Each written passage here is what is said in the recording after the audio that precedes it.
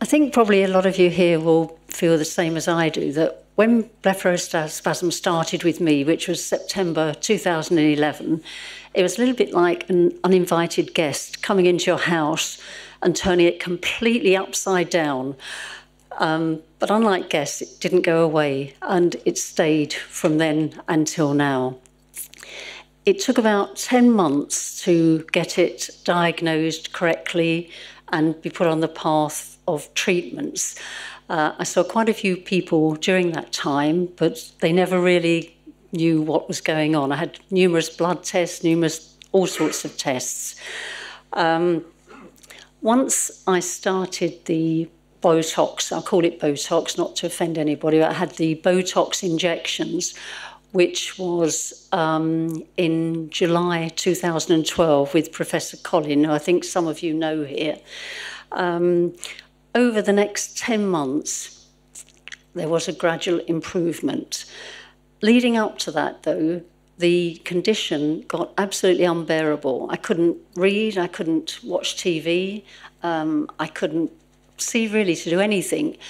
I was found in neighbours' bushes on numerous occasions, and I hadn't even had a drink. It was very disturbing, but it was also very tiring because you couldn't do anything. There was nothing at all you could do. I was breaking things in the kitchen because I was misjudging where I was going. I couldn't see.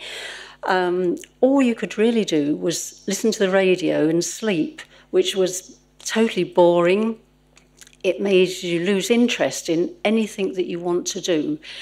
I think in those 10 months, I'd gone from being a very confident, outgoing person who loved life to the full, to somebody who was actually very dependent, very vulnerable, and really shied away from invitations, which is not what I wanted to do at all.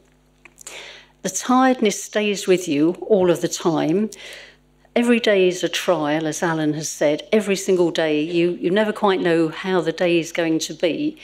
It's embarrassing when you're with people. I'm very short-sighted anyway, but I wear tinted glasses to help stop my friends' embarrassment because they don't always know where to look when you're blinking, when you start blinking. Carrying on back to my treatment, after the 10 months with Professor Colin, I then became to Moorfields, and thankfully, under the wonderful care of Daniel and his team at Moorfields, my botulinum treatments continued, but I have also had 2 operations.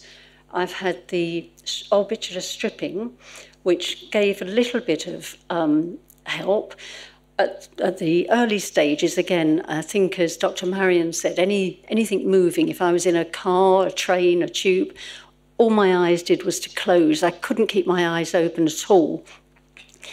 The orbicular stripping helped a little bit. In fact, I remember going from the hospital on that morning after the operation, and for the first time for a long time, I could look out of the taxi window and actually see shop windows. It was so exciting.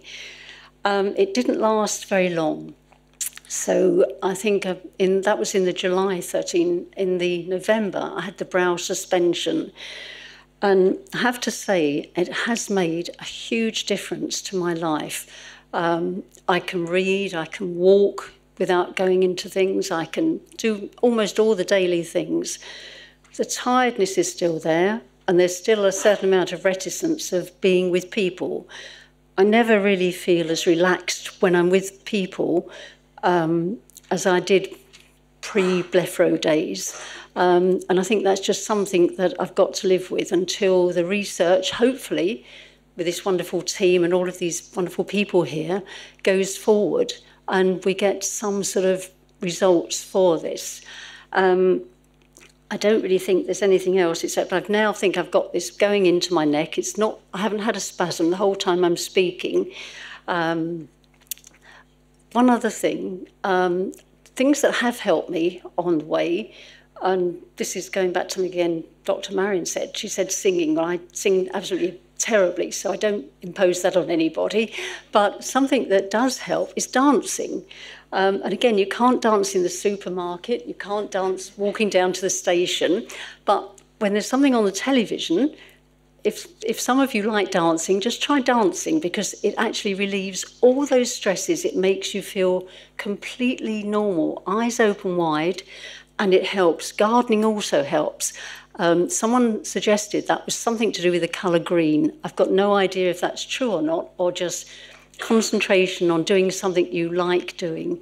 And funnily enough, speaking French, don't question me on that, because I don't want to make a fool of myself, but it does help. And whether, again, it's being concentrating on doing things you like doing, I don't know. I think really that's all I can say, except the neck now is swallowing, difficulty eating. I'm waiting for treatments. Presumably at some stage I'm going to get injections in the back of my neck. Thank you for listening to me. Thank you.